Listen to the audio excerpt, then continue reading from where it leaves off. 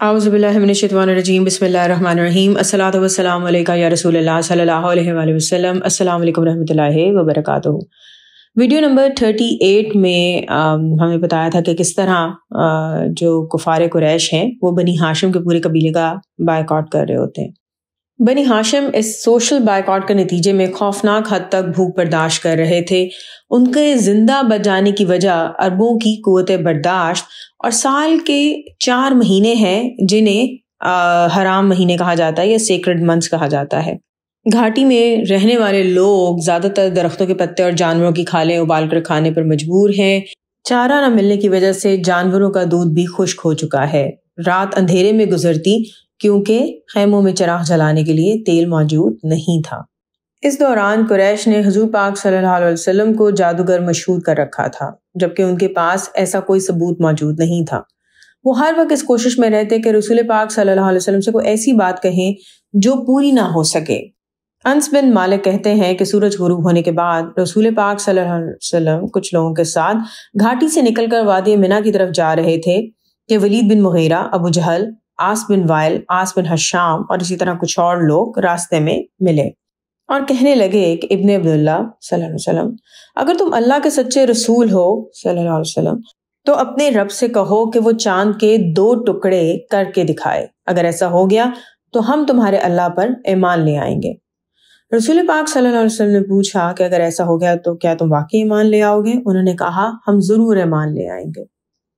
رسول پاک صلی اللہ علیہ وسلم نے اپنے ساتھیوں سے کہا کہ تم لوگ اس بات پر گواہ ہو جاؤ، یا اللہ تو بھی گواہ رہنا۔ پھر حضور صلی اللہ علیہ وسلم نے اللہ تعالیٰ کی بارگاہ میں دعا مانگی اور اپنی انگلی سے چاند کی طرف اشارہ کیا اور اسے 2 ٹکڑے کر دیا۔ ایک ٹکڑا دائیں طرف چلا گیا، دوسرا ٹکڑا بائیں طرف چلا گیا۔ آدھا چاند ابو قبیس کی پہاڑی پر تھا اور آدھا چاند قیقان کے پہاڑی پر موجود تھا۔ رسول پاک صلی اللہ علیہ وسلم نے وہاں موجود ان لوگوں کو کہا جو کفار تھے کہ عمرو بن حشام اپنی آنکھوں سے دیکھ لو، چاند 2 ٹکڑے ہو گیا ہے، اب تم اس پر گواہ رہنا، میں نے تمہاری خواہش پوری کر دی۔ کہا جاتا ہے کہ چاند کافی دیر تک 2 ٹکڑے رہا اور پھر واپس جڑ گیا۔ تاریخ اسے شکل قمر کے نام سے یاد کرتی ہے۔ قرآن مجید میں بھی اس چیز کو اس طرح بیان کیا گیا ہے، سورہ قمر کی آیات میں، قیامت قریب آ گئی کہ چاند 2 ٹکڑے ہو گیا ہے۔ یہ لوگ اگر اللہ کی کوئی نشانی دیکھتے ہیں تو اس پر غور کرنے کے بجائے کہتے ہیں یہ تو بہت ہی زبردست چلتا ہوا جادو ہے۔ قریش نے معجزہ دیکھا تو اپنے وعدے کے مطابق ایمان لانے کے بجائے کہنے لگے کہ ہماری نظر بندی کر دی گئی ہے، ہم پر جادو کر دیا گیا ہے۔ تجارتی قافلے مختلف جگہوں پر سفر کر رہے ہیں، اگر چاند 2 ٹکڑے ہوا ہوگا تو انہوں نے بھی دیکھا ہوگا۔ جب وہ مکہ آئیں گے تو ہم ان سے پوچھیں گے۔ کہا جاتا ہے کہ اس واقعے کے کچھ دنوں بعد قافلے مکہ واپس پہنچنا شروع ہو گئے۔ قریش کو یقین تھا کہ ایسا کوئی واقعہ نہیں ہوا بلکہ ان کی نظروں کو بند کیا گیا تھا۔ قافلے والے اس بات کی تصدیق کرتے ہیں اور وہ کہتے ہیں کہ ذی الحجہ کی 14 تاریخ کو ہم نے چاند کے 2 ٹکڑے ہوتے دیکھا اور یہ بھی دیکھا کہ دونوں ٹکڑے الگ الگ ہو گئے۔ کہا جاتا ہے کہ انڈیا یعنی ہندوستان میں راجہ مالابار نے چاند کے 2 ٹکڑے دیکھے تھے۔ راجہ مالابار نے بھی اپنی مذہبی کتابوں میں آخری نبی صلی اللہ علیہ وسلم کے ہاتھوں چاند کے 2 ٹکڑے ہونا پڑھ رکھا تھا۔ کہا جاتا ہے کہ اس معجزے کو دیکھنے کے بعد راجہ مالابار رسول پاک صلی اللہ علیہ وسلم پر ایمان لے آیا تھا۔ اس طرح کہا جاتا ہے کہ چاند کا جب جائزہ لیا گیا تھا جولائی 1971 میں تو انہوں نے بھی کہا تھا کہ چاند کی سطح پر 100 کلومیٹر لمبا شگاف یعنی کہ نشان نظر آتا تھا۔ بہرحال شیب ابی طالب کی گھاٹی میں رہتے ہوئے بنو ہاشم کو تقریباً 3 سال ہو گئے تھے۔ حشام بن عمرو ابھی رسول پاک صلی اللہ علیہ وسلم پر ایمان نہیں لائے تھے۔ ان کے پردادا کی بنی ہاشم سے قریبی رشتہ داری تھی تو وہ صلہ رحمی کرتے تھے اور موقع ملنے پر اونٹوں پر کھانے پینے کا سامان لاد کر گھاٹی کے پاس آ کر اونٹ کے سر سے نکیل یعنی کہ اس کی جو ڈوری تھی وہ کھول دیا کرتے تھے اور اونٹ کو گھاٹی میں داخل کر دیتے تھے۔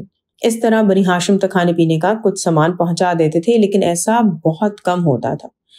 ایک رات اسی طرح حشام بن عمرو کھانے پینے کی چیزوں سے لدے ہوئے 3 اونٹ گھاٹی میں چھوڑ آئے۔ کفار مکہ کو پتہ چل گیا، وہ اکٹھے ہو کر حشام کے پاس آ گئے۔ حشام نے انہیں یقین دلایا کہ آئندہ وہ ایسا کچھ نہیں کریں گے کہ جس سے یہ کفار ناراض ہوں۔ حکیم بن حزام سیدہ خدیجہ رضی اللہ عنہ کا بھتیجا تھا اور ابھی رسول پاک صلی اللہ علیہ وسلم پر ایمان نہیں لایا تھا۔ اس نے گندم خریدی اور اپنی پھوپھی حضرت خدیجہ رضی اللہ عنہا کے پاس گھاٹی کی طرف لے آیا۔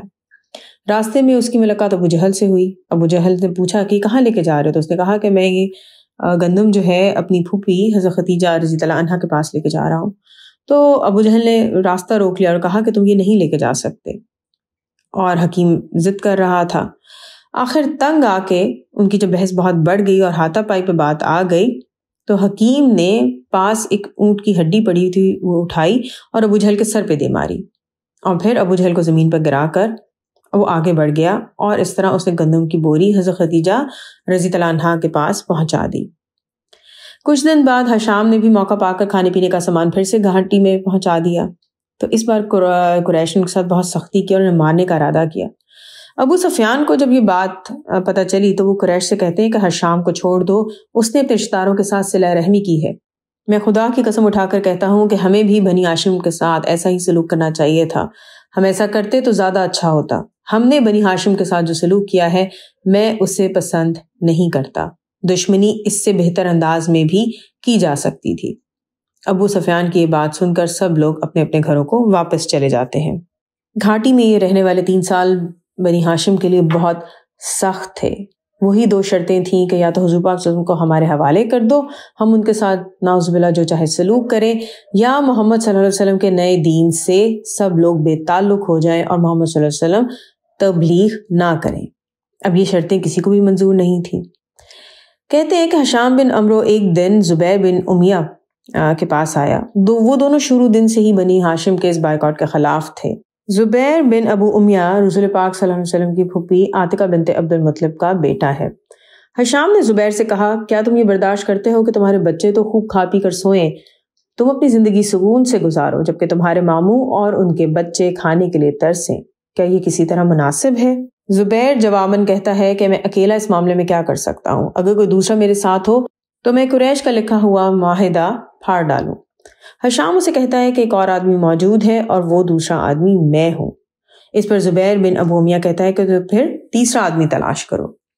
اب یہ لوگ مطعم بن عدی بن نوفل کے پاس آتے ہیں، وہ بھی اس معاہدے کے خلاف ان کے ساتھ شامل ہو جاتا ہے۔ اس طرح کرتے ہوئے وہ کافی لوگ اپنے پاس جمع کر لیتے ہیں۔ یہ لوگ فیصلہ کرتے ہیں کہ ہم بنی ہاشم پر ہونے والے ظلم کے خلاف آواز اٹھائیں گے اور قریش کا لکھا ہوا معاہدہ پھاڑ ڈالیں گے۔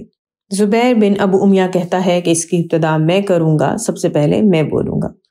ایک طرف یہ لوگ اگلے دن کی منصوبہ بندی کر رہے ہیں تو دوسری طرف گھاٹی میں رسول پاک صلی اللہ علیہ وسلم ابی طالب سے کہتے ہیں کہ چچا جان، جو معاہدہ قریش نے ہمارے خلاف لکھ کر کعبہ شریف میں لٹکایا تھا اسے دیمک نے چاٹ لیا ہے، اس معاہدے پر اللہ کے نام کے سوا اب کچھ باقی نہیں رہا۔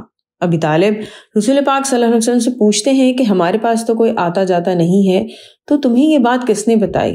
رسول پاک صلی اللہ علیہ وسلم کہتے ہیں کہ یہ بات مجھے اللہ کریم نے بتائی ہے۔ یہ جواب سن کر ابی طالب مسکرا اٹھتے ہیں اور خانہ کعبہ کی طرف چل پڑتے ہیں۔ وہاں پہنچتے ہیں تو کیا دیکھتے ہیں کہ ایک بحث جاری ہے۔ زبیر بن ابو امیہ کہتا ہے کہ مکہ والوں، کیا انصاف ہے کہ ہم تو کھائیں پیئیں، کپڑے پہنے، تجارت کریں اور بنی ہاشم برباد ہوں، ان کے بچے بھوک اور پیاس سے تڑپیں، ان کے ہاتھ سامان تجارت بیچا جائے نہ ہی خریدا جائے۔ خدا کی قسم میں اس وقت تک چین سے نہیں بیٹھوں گا جب تک یہ معاہدہ پھاڑ نہ ڈالوں۔ ابو جہل بھی وہی موجود تھا، وہ کہتا ہے کہ تم غلط کہتے ہو، خدا کی قسم اس معاہدے کو کوئی نہیں پھاڑ سکتا۔ اس پر زما بن اسود کہتا ہے کہ ابن حشام، ابو جہل، زبیر نہیں، تم غلط کہتے ہو، ہم اس وقت بھی اس معاہدے کے خلاف تھے جب یہ معاہدہ لکھا جا رہا تھا۔ ابو البختری کہتے ہیں کہ اس معاہدے میں جو لکھا گیا نہ ہم اس کے حامی ہیں نہ اسے مانیں گے۔ ایک اور شخص مطعم بن عدی کہتے ہیں کہ تم دونوں ٹھیک کہہ رہے ہو، جو کوئی تمہاری بات کے خلاف کہہ رہا ہے وہ غلط ہے، ہم اس معاہدے اور اس میں لکھی ہوئی کسی بھی بات کو نہیں مانتے۔ ابو جہل کہتا ہے کہ ٹھیک ہے، تم لوگوں نے اس بات کا مشورہ یہاں ہمارے ساتھ نہیں کیا بلکہ الگ سے رات کی تاریکی میں کیا ہے۔ ابی طالب وہاں موجود سب لوگوں کو کہتے ہیں کہ میں محمد صلی اللہ علیہ وسلم کو تمہارے حوالے کرنے کے لیے تیار ہوں، لیکن اگر محمد صلی اللہ علیہ وسلم کی کہی ہوئی بات غلط ثابت ہوئی تو۔ سب لوگ پوچھتے ہیں کہ کون سی بات؟ تو ابی طالب کہتے ہیں کہ محمد صلی اللہ علیہ وسلم نے بتایا ہے کہ جو معاہدہ کفار نے لکھا ہے اور اسے خانہ کعبہ میں لگایا ہے، اسے دیمک نے چاٹ لیا ہے اور اس پر اللہ کے نام کے سوا کچھ بھی باقی نہیں رہا۔ یہاں بیٹھے ہوئے لوگ کہتے ہیں کہ ابی طالب نے بات تو انصاف والی کی ہے۔ مطعم بن عدی کعبہ کے اندر گیا تو کیا دیکھتا ہے کہ دیمک سارا معاہدہ چاٹ چکی تھی۔ اس طرح یہ ظلم والا بائیکاٹ 3 سال بعد ختم ہوا۔ بنی ہاشم نے رسول پاک صلی اللہ علیہ وسلم کی حفاظت کا جو وعدہ کیا تھا اس کو پورا کیا اور کسی بھی حال میں آپ صلی اللہ علیہ وسلم کو اکیلا نہیں چھوڑا۔